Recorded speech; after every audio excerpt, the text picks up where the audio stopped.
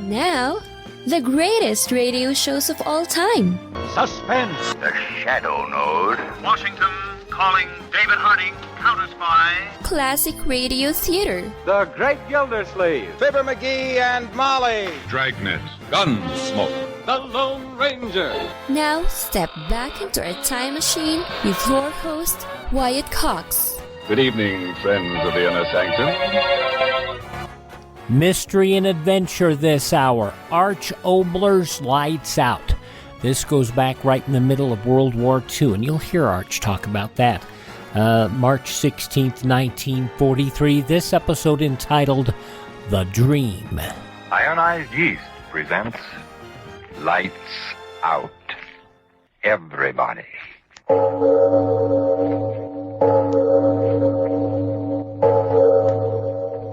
It is later than you think.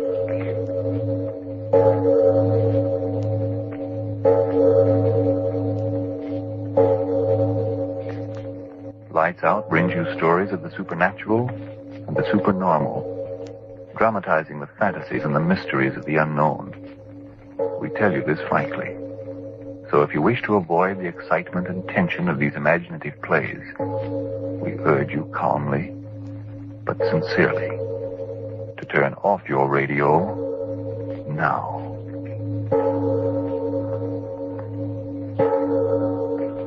This is arch-oboler.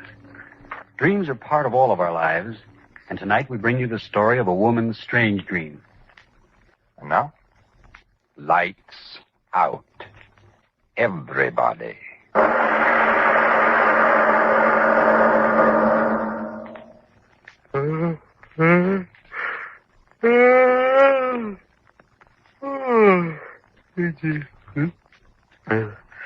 Claire? Claire, Yes, Charles? time is it? 8. Well, you haven't been asleep. No. Not at all? No. Oh, that's terrible. Claire, we've got to do something about it. What? Why don't you take some pills or something? No. But you've got to sleep. Claire, look here. Tell the truth. How long is it since you've slept? Really slept? What's the difference? Tell me. 3 nights. No. You asked me. I had no idea. I thought you slept but didn't sleep soundly, but 3 nights. You'd better get up. It's late. Oh, never mind me. We've got to do something about this. Claire, what's wrong? Wrong? The reason you can't sleep there. Must be some sort of a reason. I just don't sleep. All right, that settles it. What? You're going to a doctor today. Yes, this morning. No. What do you mean, no? No wonder you've been looking so ill. Charles, I don't want It's to. settled. You're going to a doctor right away. Wait a minute. Look at me. You're not hiding anything from me. What is there to hide? I just can't sleep.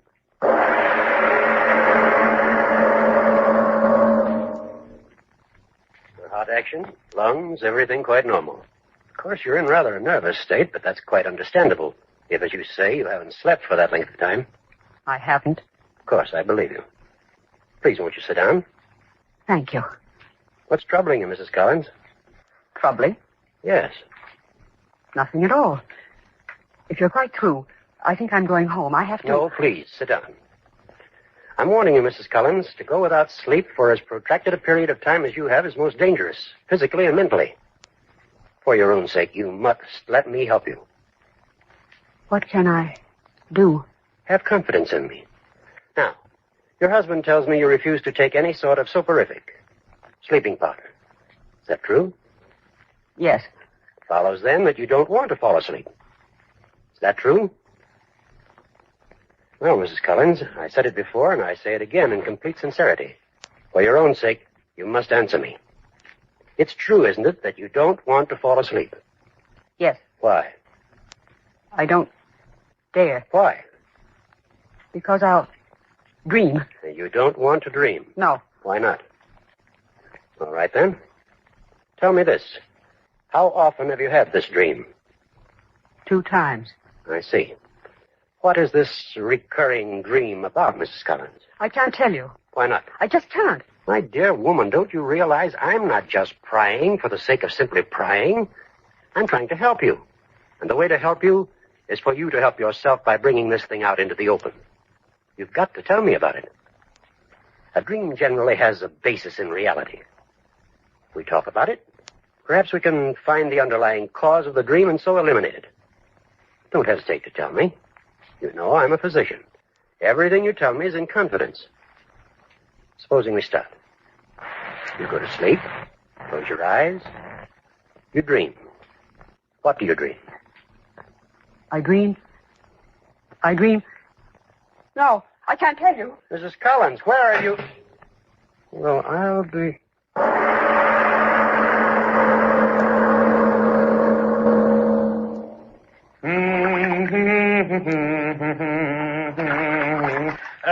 Claire, Yes, Charles? would you hang a towel on the doorknob? Yes. You gotta get out now.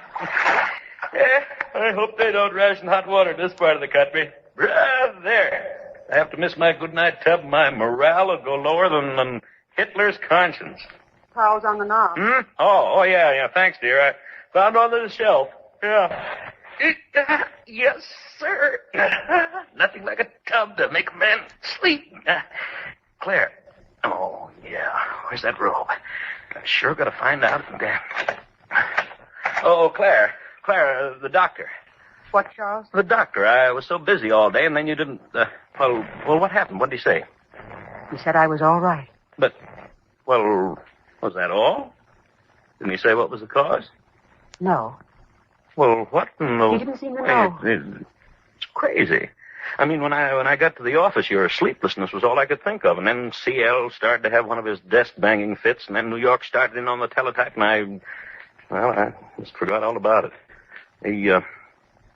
The doctor, he did prescribe something for you, didn't he? Yes. Oh, of course. Pills are what you need.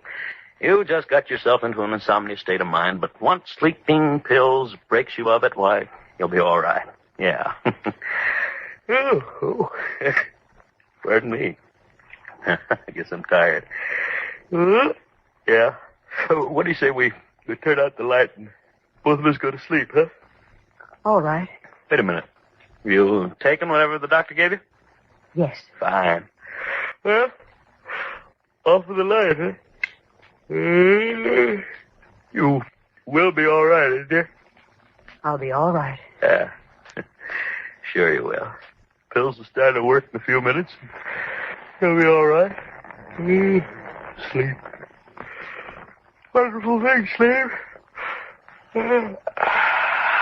Wonderful thing. Sleep. Wonderful sleep. He's right. Wonderful. No, mustn't think about that. Mustn't think about anything but staying awake. Wonderful. No, isn't wonderful. Horrible, horrible sleep. I won't sleep. I'm so tired. If I could close my eyes. Just a minute. Just a second. I wouldn't sleep. Rest. Just rest. No. I'd fall asleep and then...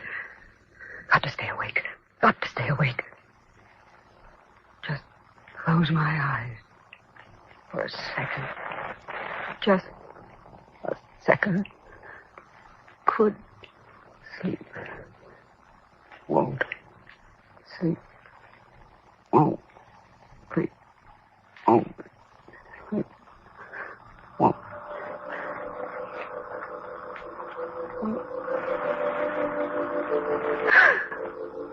Dream.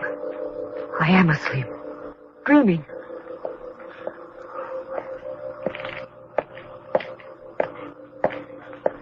Walking.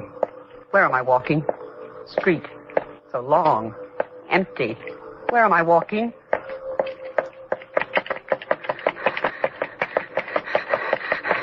Running. Why should I run? Where am I running? I've got to stop running and walk. But I can't stop. I can't. House. What is this house. No, I won't go up there. I won't. But I am. I won't. But I am. Going in. Who's in here? Hello, Claire. Where's my father? You again. Where's my father? You again. Where's my father? The same dream. Where's my father? Don't say that. Where's my father? Stop saying that. Where's my father? No, Where's my stop father? saying that. Where's my Close your father? mouth. Where's Stop my saying father? that. Where's Stop. my All father? right, I'll Where's make my you father? stop. Where's my Drink father? this. Drink. Just like the other time. Drink. Drink.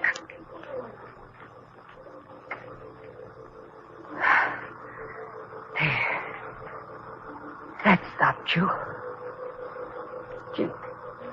Jimmy. Jim. Oh.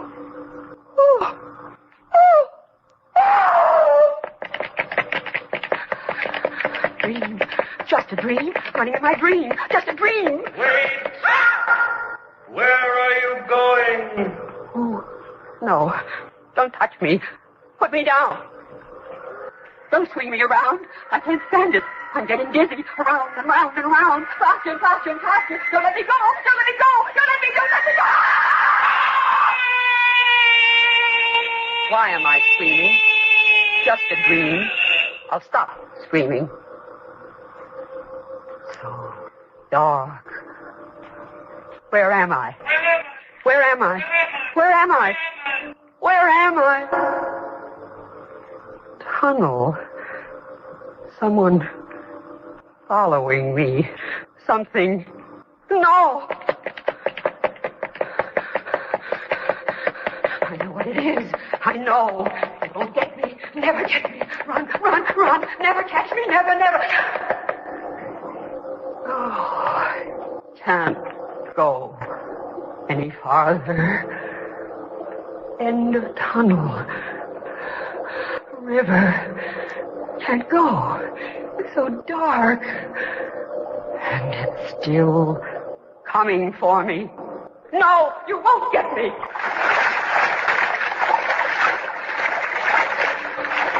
Won't get me. Swim. I can swim. Swim in the dark. Away from... What am I swimming in? Can't see what... Oh, swimming in... Oh, no. I remember now. It's a dream. Oh, this is just a dream. Just a dream. You can wake up out of a dream. I will wake up. I've got to wake up. Wake up. Claire, stop screaming. Claire, wake up. Wake up. You're having a nightmare. Claire, you're having a nightmare. Wake up. From March 16th, 1943, Arch-Oboler's Lights Out on Classic Radio Theater with Wyatt Cox. Are you in bad pain? You know what I mean. Your knees hurt. Your shoulder hurts. Your elbow and back are constantly killing you. And I'm sure you've tried every pain pill or cream available at the drugstore. Am I right?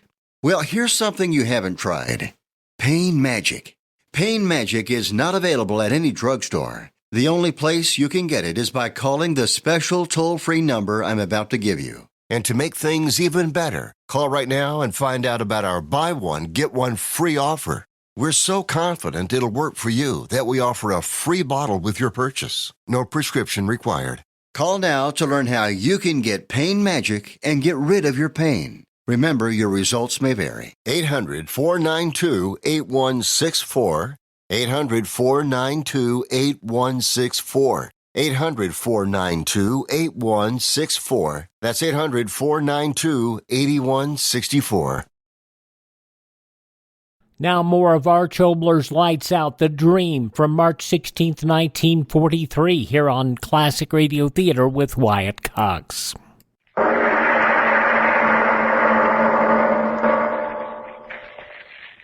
Acting this way isn't going to help her, Mr. Collins. I'll grant you that it's serious not sleeping for 6 days, but I'm positive she'll be sensible now and tell me what it's all about. But the way she lies there, Doctor, her eyes... I told you, stop thinking about it. You ask me to help her, and I'll help her. Now go make yourself some coffee while I go in and talk to her. But I... All right. And stop worrying. Morning, Mrs. Collins. Mind if I talk to you? I understand you had a bad time of it. Well, I can understand you don't feel much like talking. Suppose I pull up a chair, sit down, do the talking myself. What do you want? Something very simple. The truth. Truth? Yes, if not for your sake, for your husband's. What do you mean? I want to find out the source of your dreams. If you don't tell me, the consequences may be disastrous. The human organism simply can't endure without the proper rest. Mrs. Collins, I beg of you, tell me. You must. Yes? I must sleep. Of course. If I tell you, you swear you won't tell him? You have my word as a physician. I've been married to Charles for 2 years. Yes? I was never married before, but I'm his second wife. I know. He had a child by that first wife. I didn't like that child. He was always a reminder that Charles loved someone before me. I didn't like that. Well, go on, Mrs. Collins. Now, Mrs. Collins, please. Go on and tell me. No, you shouldn't do that.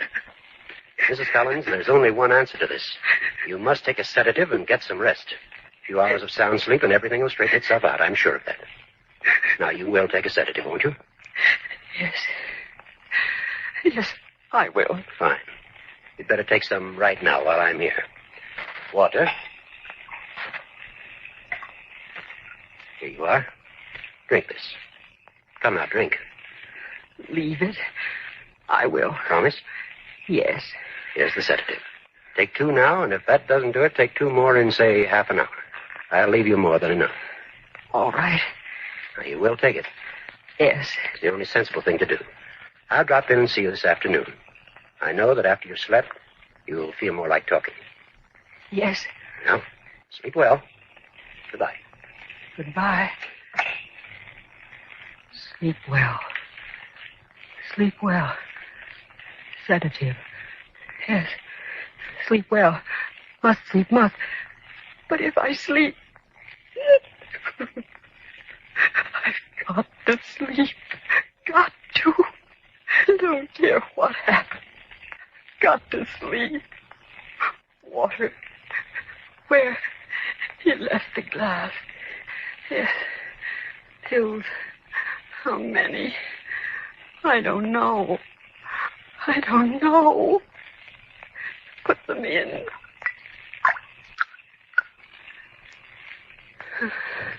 Drink. Drink it all. We'll sleep.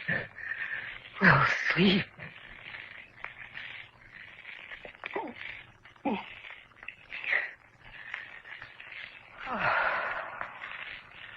What if it doesn't work? No. Doctor said I will sleep. Close my eyes. Don't care. We'll sleep. We'll sleep. We'll sleep. We'll... Dream. I'm asleep. Dreaming again. Walking. Where am I walking? Street. The lawn. Empty. Where am I walking? Running. Why should I run? Where am I running? I've got to stop running and walk. But I can't stop. I can't. House. What is this house? No. I won't go up there. I won't. Not again. But I am. I don't want to. But I am. I won't go in. But I am. Going in. Who's in here? Hello, Claire. Where's my father? You again. Where's my father? You again. Where's my father? The same dream. Where's my father? Don't say that. Where's my father? Stop saying that. Where's my father? No, Where's stop my saying father? that. Close Where's my your father? mouth. Stop Where's my saying that. father? Where's my Stop. father? All right, I'll make you stop. Drink this. Now drink. Just like the other time. Drink. Drink. There. That stopped you. Didn't it? Didn't it? Dead. Jimmy, you're dead. I did kill you. That's the way it was. I did kill you. There. I said it. I did kill you. I had to. Every time I looked at you, it was the infernal first wife of his I saw. You understand? I had to kill you. Gone. Jimmy. Gone. That never happened before. Never happened before in my dream. Dream. Just a dream. Why do I run? It's just a dream. Wait! Where are you going? Oh, no. Don't touch me. Put me down. Don't swing me around. I can't stand it. I'm getting dizzy. Around and around and around. Faster and faster and faster. Don't let me go. Don't let me go. Don't let me go. Let me go. Why am I screaming? It's just a dream. I'll stop screaming.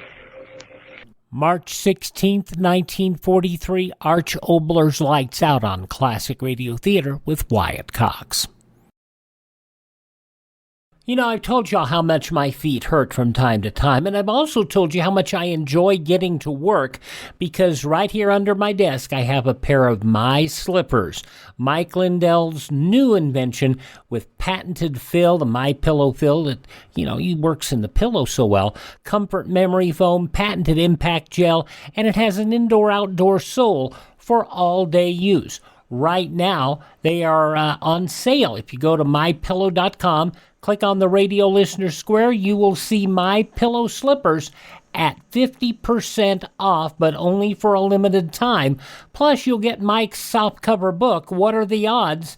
From Crack Addict to CEO. Go to mypillow.com, click on the radio listener square, use my promo code USA, or call 1-800-951-8175. Use my promo code USA. Savings on overstock items too at mypillow.com.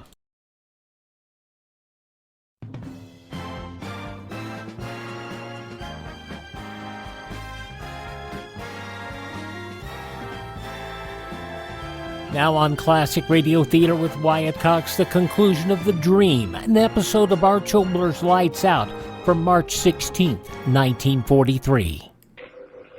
So dark. Where am I? Where am I? Where am I? Where am I? Tunnel. Someone following me. Something. No! After me again. It won't get me. Never get me. Run. Never catch me. Never. Can't go any farther. End of tunnel. River. Can't go. So dark. And it's still coming for me. No, you won't get me. Don't get me. Swim. I can swim. Swim in the dark. Away from. What am I swimming in? Can't see what. Oh. Swimming in. Oh. No. I remember now. It's a dream. Oh, this is just a dream. Just a dream. Just a dream. You can wake up out of a dream. I will wake up. Why can't I wake up? It's just a dream. A dream. Always at this moment I've been able to wake up. It's coming through the water. After me. I've got to wake up. I've got to wake up. I can't swim in this. I can't. Got to wake up. Why can't I wake up? Dream, just a dream. Always woke up before. Why can't I wake up out of this dream? What if I could never wake up out of this dream? The pills. The doctor's pills. I took all of them. He said only 2. But I remember, I didn't think I took all of them. I'm not dreaming. I'll never wake up out of this dream. I'm dead.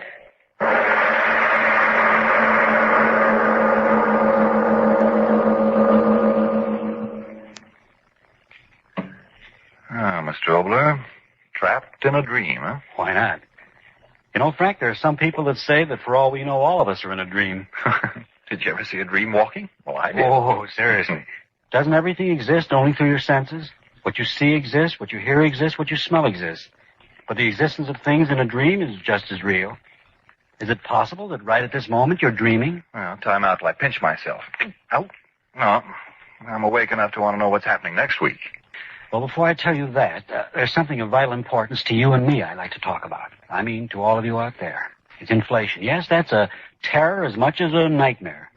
The fight against inflation involves every man, woman, and child. This is a front on which, in the words of President Roosevelt, everyone in the United States will be privileged to remain in action throughout the war. Now, what causes the present danger of inflation? Our factories are working at top speed, but they're turning out equipment needed to win the war. Not goods for you. More to spend, less to buy. This is the danger point. This can be the beginning of disastrous inflation if we start bidding against each other for the limited amount of goods on hand. If each of us tries to get hold of everything he can, we force prices up. Savings, insurance policies are wiped out. Now, our government has taken steps to control the rising cost of living, and you ought to know about those details. These include provisions for keeping prices stable and for distributing goods fairly through rationing. As part of the same anti-inflation program, wages and farm prices have been stabilized, and excess profits are being taxed. We can beat inflation if all of us understand these measures are a protection to ourselves and work to make them effective. We shall lose out to inflation if each group and individual acts on the principle of, he got something, I'm going to get something too. Now, beating inflation means buying only what we need, putting aside for the future every other extra dollar. And now about next week's play. It's a story about a man who did exactly this. He took out a match, he lit it. And he looked into the flame, and as he did so, he thought to himself, why, that little dancing thing in the flame is alive. For life, he knew, was anything that moved by itself and fed another matter. And that definition certainly applied to the flame. So he lit another match, and then, but that's next week. Yes, tune in next Tuesday again for Arch-Oboler's eerie story, The Flame. And if you need more vitamin B and iron, be sure to try ironized yeast, the one and only ironized yeast, with the big letters IY on the package and on each tablet. It is later than you think. Gotta have that war message. March 16th, 1943. Lights Out on Classic Radio Theater with Wyatt Cox. Oh, come on, I hate you. You have no right to speak to me. You're stupid, you're evil. You believe in your God, guns, and gold. You shouldn't have the right to vote. We must fix this disgusting country now. We want socialism now. Whoa there, little fella. Our U.S. Constitution protects your right to say these things, even if they are drivel. Our founders believed in our inalienable rights granted by God, not some mafia. Our Bill of Rights protects your personal freedoms, your absolute right to speak to others, whether loving and kind or hateful and stupid. Utopia doesn't exist. It only destroys. Millions of innocents slaughtered by the communists in Cambodia, China, and the Union of Soviet Socialist Republics. And millions of people were gassed by Hitler's National Socialist Party. Where do you stand? Help us save the Constitution and restore our American dream. Go to SaveMyFreedom.com. That's SaveMyFreedom.com. Brought to you by the American Media Council. Now the wind-up of Classic Radio Theater with Wyatt Cox and the wind-up of a yours truly Johnny Dollar story, The Clinton Matter. This episode originally broadcast March 16th, 1956. From Hollywood, it's time now for Johnny Dollar. Toby O'Brien, Johnny. Heard you had a run-in with Sheriff Doherty. They say you gave him till sundown to resign his office. Yeah, I don't think he will, though. He'll have to do something close to it. I got some information on Richard Hobb, the building inspector who was murdered. Yeah? Hobb deposited $20,000 in the bank last year. What's that? Now, wait. Hobb's salary as city building inspector was $7,500 per annum. The $20,000 went in 4 $5,000 deposits. Holy. And now, wait, there's more. Those deposit dates coincide with OKs Hobb made on the school building. He was paid off after each inspection. Johnny, we got it on paper. We got some other things on paper, too, Toby. Hold on. Keep digging.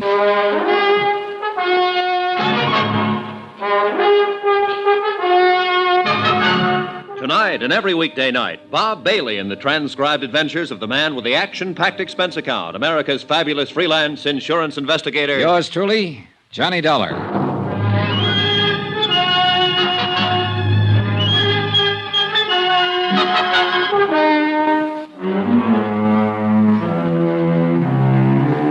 Expense account submitted by Special Investigator Johnny Dollar. Location, Clinton, Colorado.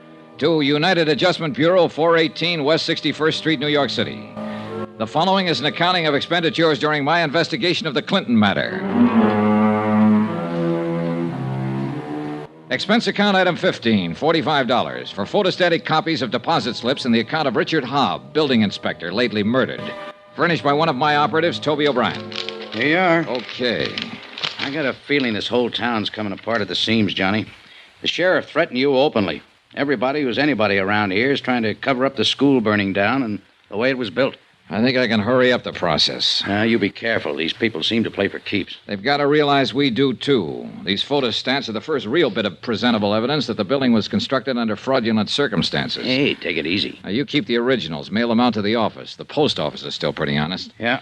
Also, let it out that we have the information wherever you go. I want them to get worried and steamed up and start acting dumber than they already have been. Okay. Might scare Doherty and Hanley a little bit. That Vickery seems like a different proposition. I don't think he scares. I drove my rented car over to the home of his grieving widow. She answered the door with tears in both eyes and bourbon over the rocks in one hand. She wore a black dress, black and satin and tight, low cut. Not exactly Emily Post for mourning. But as I say, it was black. A black lace handkerchief waved in the air. Oh, Mr. Dollar, I'm glad you came by. I'm so unhappy and lost. Yeah, I can see that. May I come in? Why not? The sheriff hasn't done anything about Richard's murder. I wouldn't rely too heavily on Sheriff Doherty, Mrs. Hobb. I don't think he will do anything. No? Oh, don't look so surprised in your hour of bereavement, Mrs. Hobb. You know he won't do anything. I don't know anything of the kind. Why don't you sit down and let's talk? I want you to help me. Well, I'm not sure I can help you. I'm so broken up. Oh, now, if you're not careful, you might drown in those tears. What are you trying to... Relax, Mrs. Hobb. All right. So I can't really cry about Richard. I never have. But I thought it was expected of me. Some people might expect it. I don't. Now, look. This setup creaks from top to bottom. Your late husband made $7,500 a year and deposited $20,000 in 6 months. Here. Figure? I don't know anything about his money. All I know is the bank told me he had only $300 left. What did he do with it? What do you think? He spent it on other women. Then why the tragic act? I'm not very good at it, am I? Not the best. And it's funny, Johnny, because I really mean it. Oh, I know how foolish I look in these clothes. I wanted to cry because, well, I really loved him once and he loved me, but we kicked it away because we both wanted more excitement than this town or his salary could give us. He was always out spending his money on other women, being a big shot. What about the money? He got it for falsifying the inspection papers, didn't he? Yes. Who gave it to him, Mrs. Hobb? I don't know. Probably Roy Vickery. Who do you think killed him? I don't know that either. What do you know? Johnny, he didn't leave insurance. And I have to live the best way I can. If I stay in this town, I have to keep friends. If I don't want to keep them, I have no choice but to move. And that takes money. I wonder what could possibly be going on in your mind. Your company handles insurance, doesn't it? 263 different kinds. Are you particular what kind of premiums you collect? Well, we pay off on a lot of things. Just what kind of insurance were you thinking about? $2,000 endowment. Got your pen? No, but my word's good at the cashier's cage. What do you got? And I'm trusting you. Richard got that $20,000 from the Clinton Gravel Company for services rendered. Know who owns the Clinton Gravel Company? Roy Vickery? That's close enough. Last night after you were here, Richard came back. I told him what you'd said to me. He said Vickery and the others were going to make a patsy out of him. So he left to see you. And got shot up. Hey, wait a minute. Vickery was outside your house when I left. He might have done it himself. That's all I can tell you. Now, do I get my insurance? If what you say is true, Mrs. Hobb, I'll have to check first. Well, you'll find out. Say, where do you come from, anyhow? Hartford, Connecticut. Connecticut. Say, I got an idea. What's the housing situation in Hartford? Rough. For you, Mrs. Hobb. Very rough. I finally tore myself away from the grieving widow and headed back for the hotel. On my way down the main street of Clinton, someone with a wrinkled coat and bourbon on his breath stepped out and stopped me. David Baines, the architect. Dollar. Well, hi. Yeah, I told you I was going to stick around and do something brave. Oh? I finally got up courage enough to do something decent. Decent for me, anyway. For anybody else, it'd be too low to talk about. What was it? Well, I'm not much of a lawyer, but they say there's a statute in the books that says a private citizen may commit a crime to prevent a greater crime from being committed and still go free. Is that right? I wouldn't know. Well, I committed a crime. 2 crimes. Dishonor to my noble character, disappointing the trust of a young woman. That was the first one. Then engineering a theft. I'm a Fagin. That's what I am. Under the guise of loving a young female secretary eternally, I have, well, here, the purchase orders from Roy Vickery's office. The actual purchase orders for the school. What? She stole them for me. For you. With my best regard. I looked at them. They were as advertised. Purchase orders complete down to the last 10-penny nail. Expense account item 16, 48 cents, postage. Not being a technical expert, I sent them down to Denver for perusal by the original brokers. 14 hours later, the verdict came back in a long telegram. The materials used in the school construction were not passable. The insurance company would never honor the claim of the city of Clinton. This text I turned over to Frank Ibsen, publisher of the Clinton Times. He promised it would be in the late afternoon edition. There were other developments. Toby O'Brien again. Yeah, Toby. We located 2 witnesses to the Hobb shooting. Vickery put Hobb out of the way himself. Get their statements and get them on a train to Denver right away. Right. Then you better gather up the rest of the boys and come over here. Right.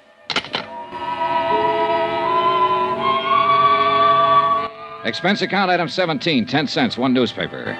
The afternoon edition of the Times, which carried a complete story of the insurance investigation up to date, naming Vickery as the perpetrator of the school fire and involving Sheriff Doherty and Chief Handley.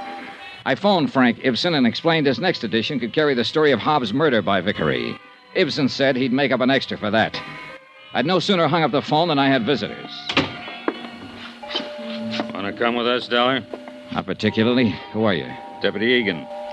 Sheriff Doherty wants to talk to you. I've already said all I want to say to him. Get out. Guys? Oh, no.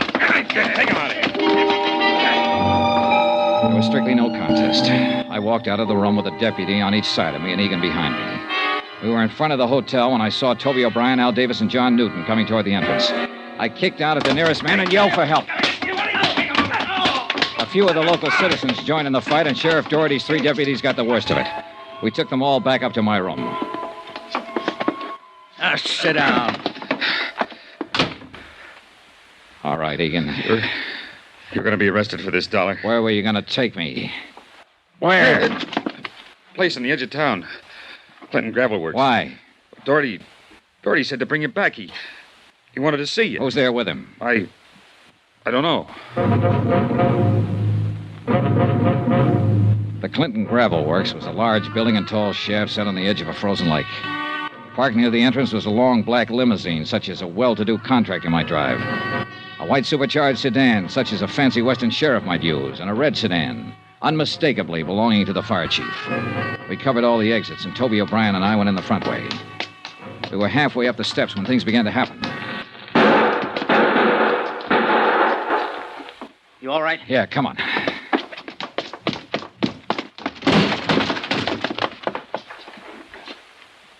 Wow. Hello, Dollar. All right, lie still, Vickery. I stayed still for you too long. I should have put you out of the way. The same as you put Hobb out of the way? Better. This one's gone. Who is he? Fire Chief Hanley. Vickery, where's Doherty? He's out shooting his gun some more, Dollar. I hope he gets you, too. I hope. He's backstairs, Johnny. Yeah. Stay away from me, Dollar. The place is surrounded. Throw down the gun and walk out with your hands behind your head. Toby, I'll go down the front way. Get the guys to step around through the shaft. Right. You coming out? Doherty, you coming out? No. Doherty. You ought to go over a place good before you think you got a man trapped, Dollar. You're trapped, Sheriff. The men are waiting I'm for up you. here with you, and you're the one I want. I told you I'd kill you. I've still got my gun in my hand. Vickery had his gun, and so did Hanley. Look at them. Yeah, you did pretty well. Made it look like they shot each other. And now it's your turn, Dollar. No! Get back!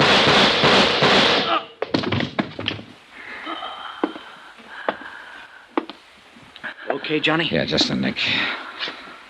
Hey, get a doctor, will you? Yes, sure. Well, Sheriff? I guess I kind of forgot some. Yeah, what's that? The part about the falling out among thieves, Dollar. That was Sheriff Doherty's last statement. He died on his way to the hospital. Roy Vickery recovered and was arraigned on charges of murder, conspiracy, 28 counts all told. Chief Hanley was dead. Expense account item 18, $62, board and room. Item 19, $58, miscellaneous. Item 20, $164, transportation back to Hartford. Total expense account, $2,385.03. Yours truly, Johnny Dollar.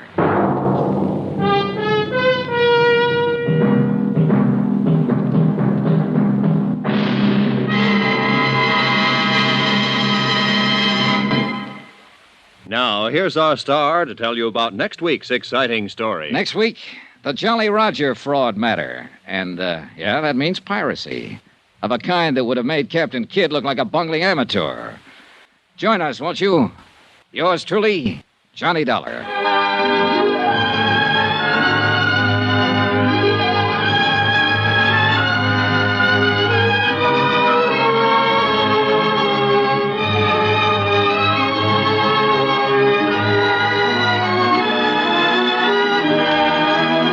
Yours truly, Johnny Dollar, starring Bob Bailey, is transcribed in Hollywood. Written by John Dawson, it is produced and directed by Jack Johnstone.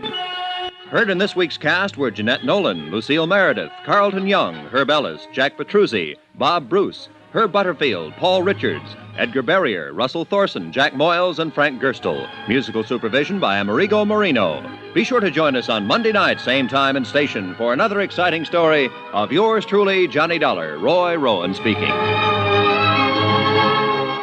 March 16th, 1956, yours truly, Johnny Dollar on Classic Radio Theater. Please thank this radio station and support their advertisers. It's their kindness and courtesy that we're here each and every time we roll around on your favorite station. Visit my webpage, classicradio.stream, where you can stream our shows on demand, learn more about classic radio collecting, and contact me, classicradio.stream. And you can also find our shows on demand through iHeartRadio, Spotify, Spreaker, TuneIn, Apple Podcasts, Google Podcast, or Amazon. Just search for Classic Radio Theater with Wyatt Cox. Classic Radio Theater with Wyatt Cox. I am Wyatt Cox. Tell all your friends the great radio shows are right here at this spot on the dial. Classic Radio Theater with Wyatt Cox on your favorite radio station.